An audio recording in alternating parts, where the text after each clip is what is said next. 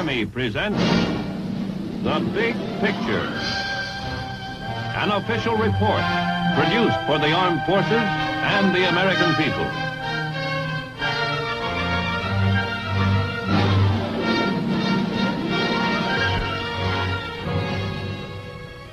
Today, our Big Picture camera takes us to our nation's capital for a visit with Sergeant Stuart Queen at the National Press Club.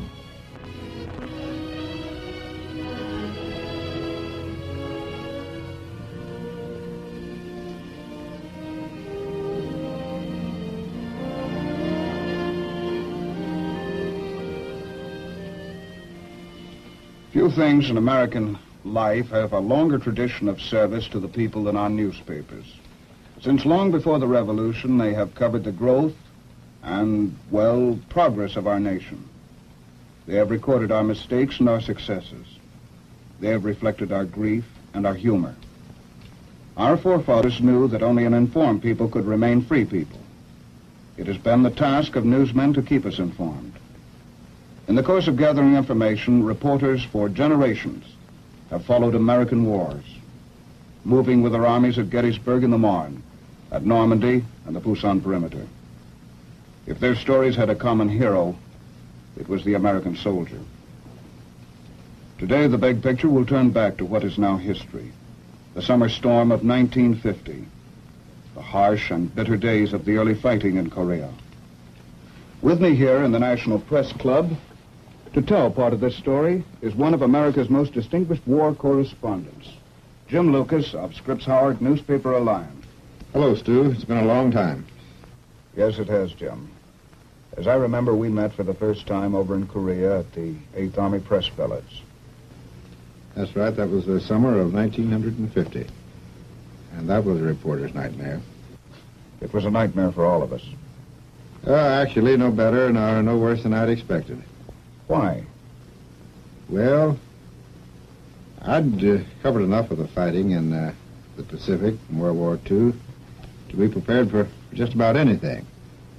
Of course, in Korea, there was this one very real difference. In the Pacific War, when I covered that one, we were winning.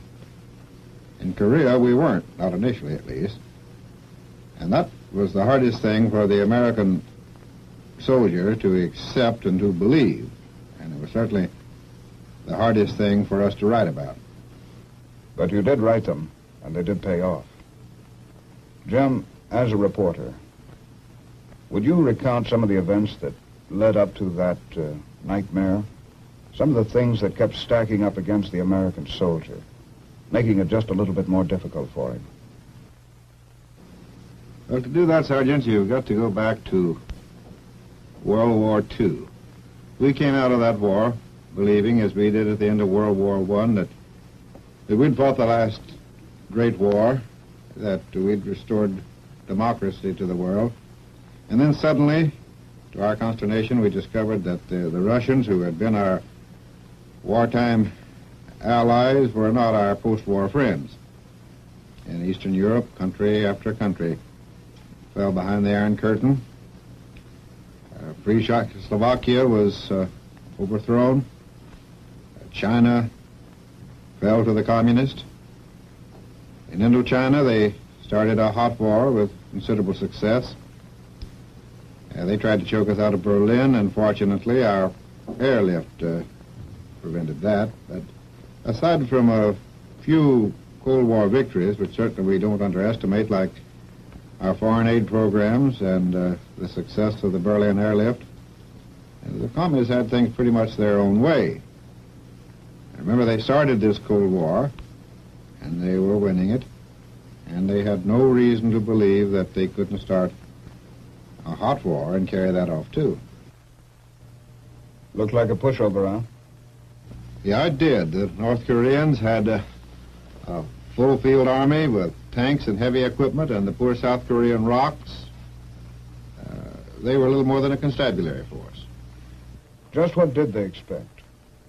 A 10-day victory, Sergeant, and if we hadn't done what we did when we did it, if we hadn't intervened even though we weren't prepared for intervention, that is precisely what they would have had. But they didn't count on the United Nations, and they didn't count on the presence and the tenacity of the American soldier. And remember, these young men that we sent in there in the summer of '50 were pretty green. They had had less than a year's training, most of them. Very few of them were World War II veterans. And we've got to face this. They'd had it pretty soft on garrison duty in Japan. Jim, through the eyes of the combat cameramen who were there with you, we're going to go back and re-examine some of the events that took place following the communist crossing of the 38th parallel. You knew this war. You wrote about it. You were there. Let's go back to that fateful summer of 1950. Korea. Korea, a crowded little finger of land extending out of Asia's mainland, pointing significantly toward Japan and the Pacific beyond. A nation not much larger than our state of Minnesota, but acre for acre, one of the most violently mountainous areas on Earth. Today, the capital city, Seoul, is largely restored, rising from the rubble of almost total destruction to become at least somewhat like her old self. The Capitol building wears a new dome, but nothing short of complete rebuilding will ever erase the battle scars in these walls. As Koreans today know it, the peace is an uneasy armistice in a divided nation. But with the dogged stoicism of a culture 4,000 years old, they go about the business of living, knowing as they do that for the living, there is no other course. In the markets, the scrap pile school of architecture prevails, but business is as colorful, noisy, and aromatic as it ever was. North of Seoul, the mountains rise in sharp volcanic disorder. Green foliage has returned to slopes once blasted bare by TNT and napalm, but at the summits, eyes still keep watch to the north. Along the demilitarized zone, or DMZ, entrenched forces face one another across no man's land. Here, the armistice decreed, the armies would pull back from one another, forming a buffer zone among the mountains. Once again, Korea, the ancient mountain kingdom of Chosen, is in fact the land of the morning calm. But no one forgets June 25th, 1950. It was still dark, 4 o'clock on a Sunday morning.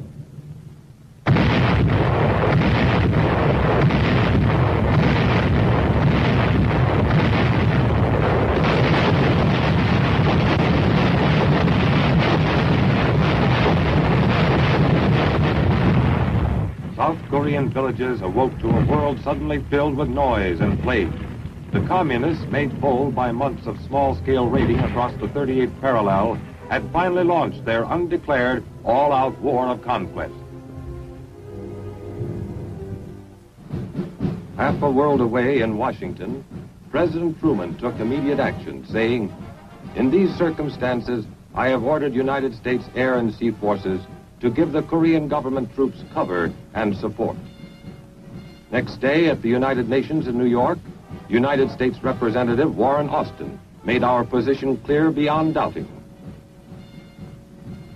The armed invasion of the Republic of Korea continues. The Republic of Korea has appealed to the United Nations for protection. I am proud to report that the United States is prepared to furnish assistance to the Republic of Korea. Spearheaded by tanks, the Red Forces had moved swiftly. In 2 days, they were attacking the capital city itself.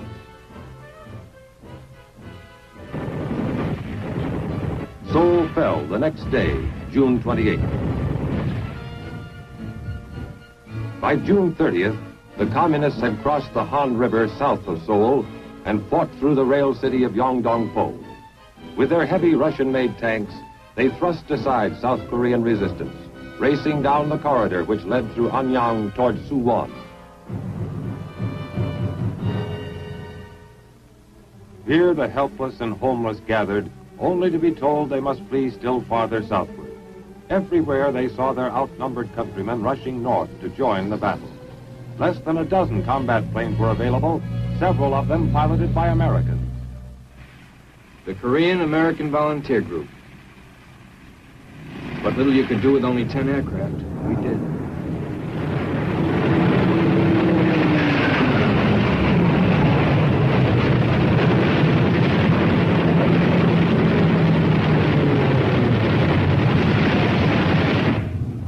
Even as the Red Armor swept toward Suwon, advance elements of the 24th Infantry Division were being airlifted to Korea from Japan.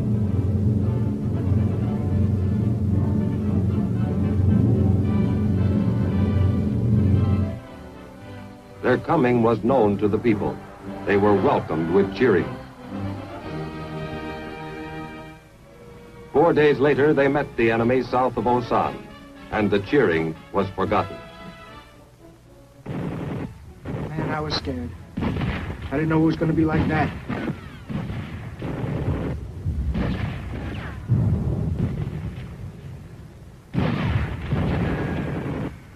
The enemy was a lot stronger and better trained than we'd heard.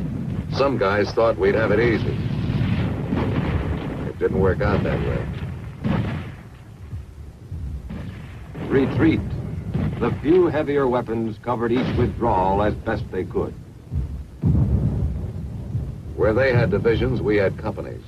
Pull back, fight, pull back again. 4 days and nights, nobody slept. We started with a good many green troops. Now anybody could still pack his gear. He was a veteran.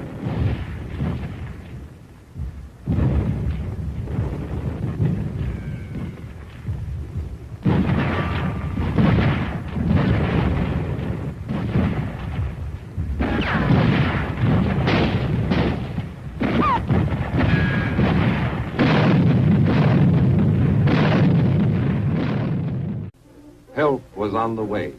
In Pusan to the south, more 24th Division troops and equipment were arriving by ship. Not enough. Not nearly enough. But it was a start. Generals Walton H. Walker and William Dean had a tough assignment. Undertake the work of several divisions with elements of only one. One day I looked up and there they was. Man, if I said those fresh troops looked good, I'd be lying. They were beautiful. Not only just troops, but trucks with more heavy stuff. And tanks.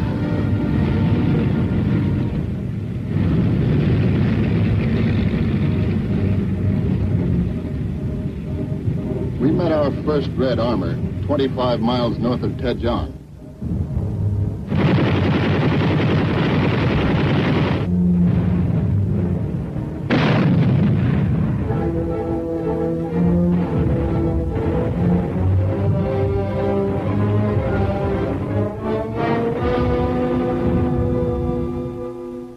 July 13th, Yokota Air Base, Japan. Our first large-scale bombing attack is mounted as more than 50 B-29s take off. The target, Wonsan, key North Korean port city. We wondered how much ack-ack there'd be. There wasn't any at all.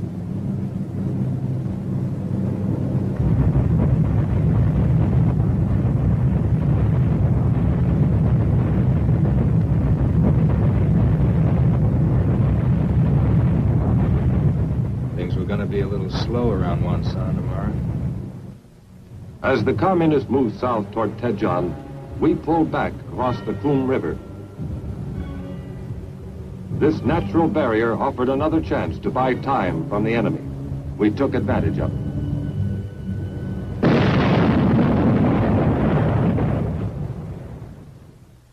The Air Force was playing a leading role in our attempt to delay the communist advance. Lacking bases in Korea, F-80 jets adapted oversized wing tanks for the long flight across the Sea of Japan. Angel 5 to Dofut, over. Dofut to Angel 5, request fire on enemy column due north, your position. Angel 5 to Dofut, receive your transmission. We'll proceed, over. Dofut to Angel 5. Good luck.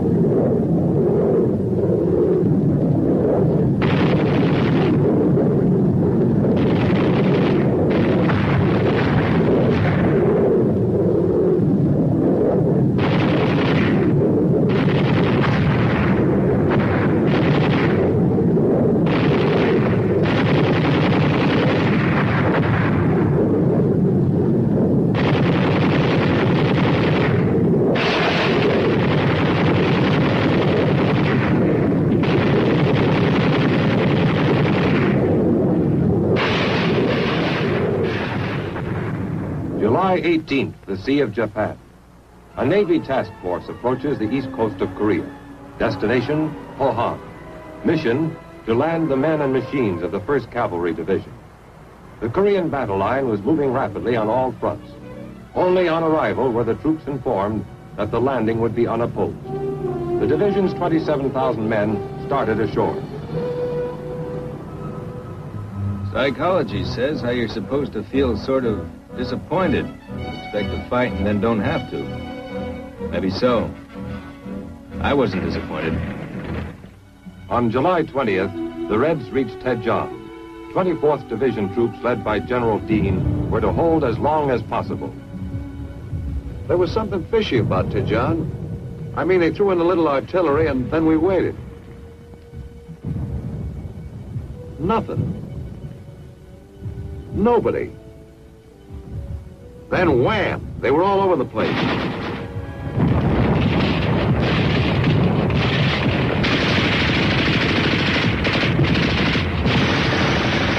We found out we were surrounded.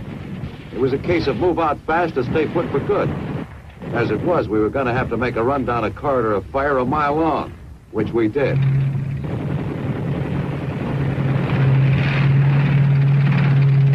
We had bought more time, but Daejeon was gone, and with her, General Dean. We traded time for space. 2 weeks for the land between Daejeon and the Naktong River. From behind the wide, deep waters of the Naktong, we could test our growing strength. We cut the bridges and poured our fire on the opposite banks.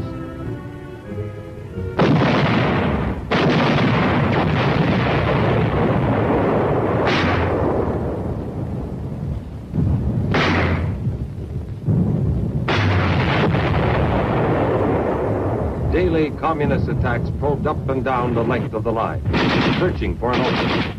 Daily we leveled upon those attacks all the firepower at our command.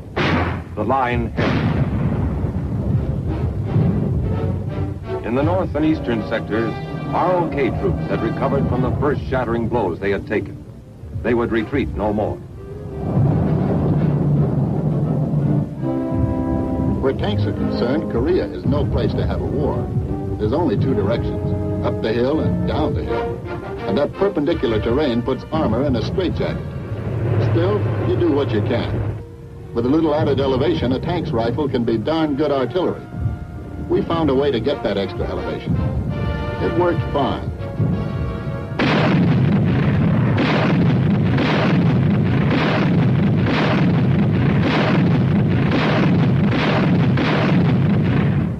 Early in August, General William Keane received orders to carry out our first large-scale offensive action.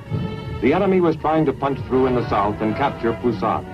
Task Force Keane, composed of General Keane's 25th Division, the 5th RCT, and the 1st Provisional Marine Brigade, was to repel this attack.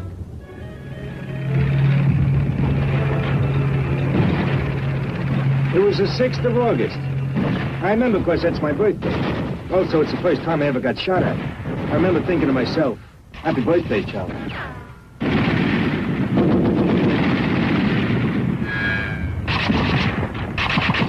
The word came down. Time to move again. We had to get to high ground instead of a base of fire. The armor took charge of the low ground. And from the ridge line, sparked by the Marine Brigade, foot soldiers unleashed their fire. Methodical, concentrated, deadly.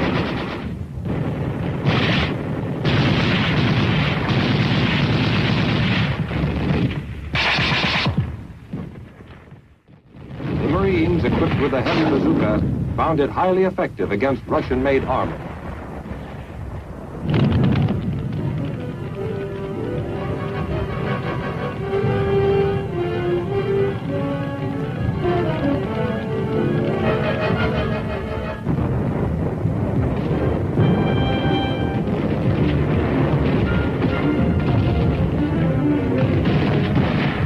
Beyond, Marines and soldiers faced a dirty, dangerous task: to clear the area of Red snipers and stragglers.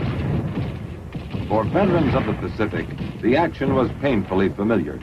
Like the Japanese, the small-bodied North Korean soldier had a talent for hiding behind a bush no larger than you might grow in a window box.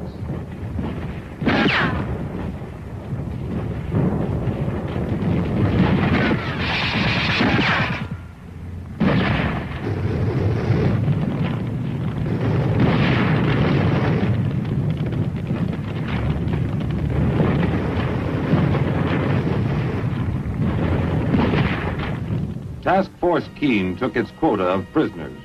Many had shed their uniforms, hoping to escape in the white civilian clothes worn underneath. At close quarters, the enemy lost his fearsomeness. Usually, he was very young. Always, he was glad to be out of the fighting. Task Force Keene had earned a brief moment in which to catch its breath.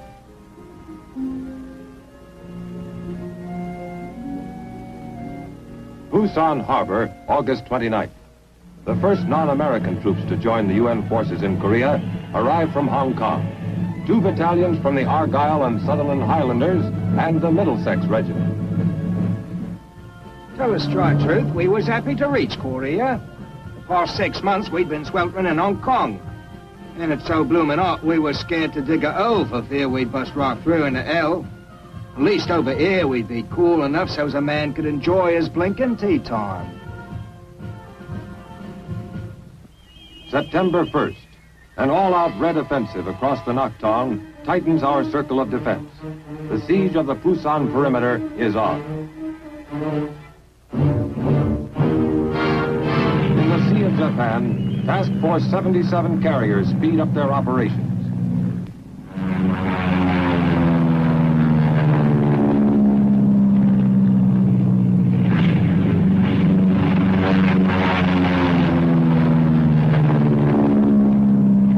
It was my job to send them out. Every available aircraft, every usable minute of every day.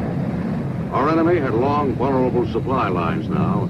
Without adequate stocks of ammunition and fuel, his strength would fail. With luck, we'd make sure.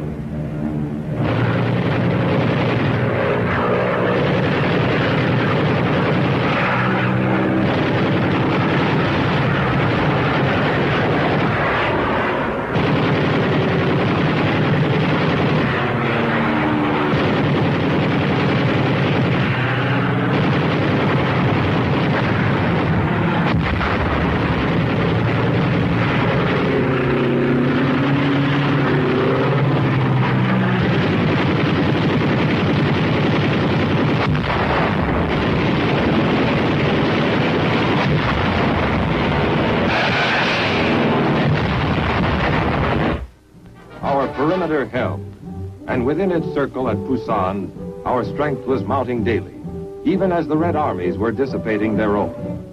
Food, ammunition, supplies, all the tools of war were being stockpiled. Our days on the defensive were nearing an end.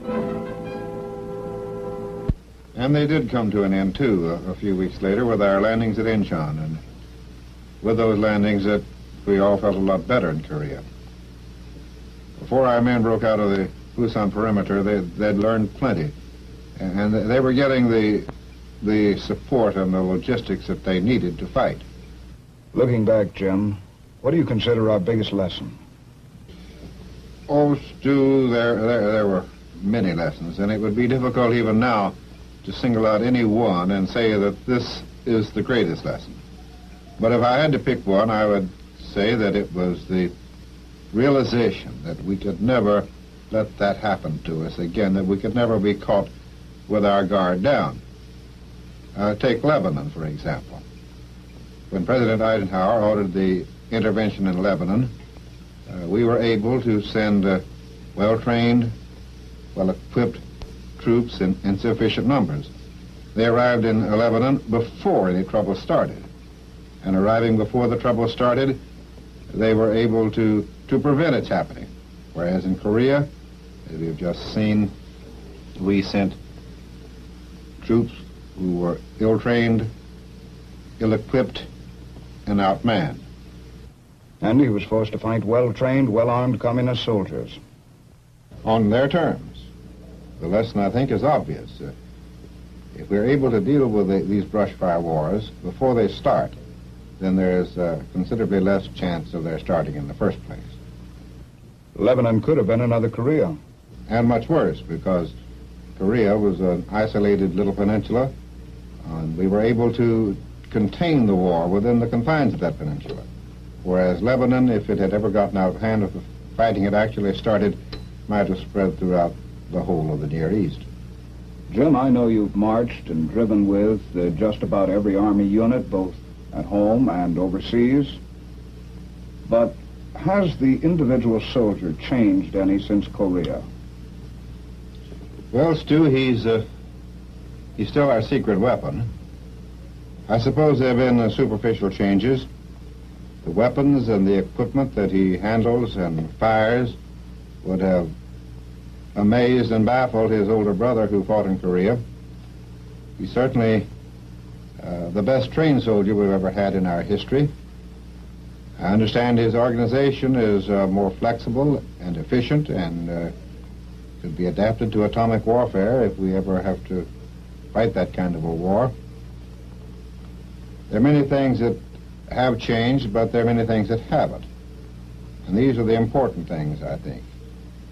He's still the guy who must bear the burden of combat on his back.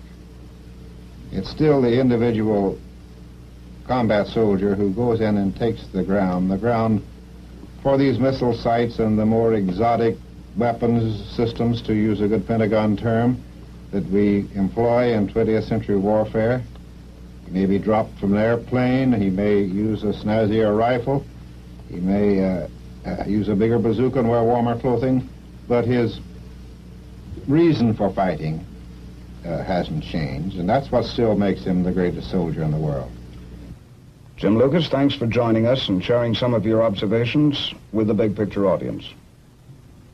We've been privileged to have as our guest Mr. Jim Lucas, member of the Washington Press Corps and correspondent whose coverage of the Korean War will long be remembered as a chronicle of the nation's fighting man.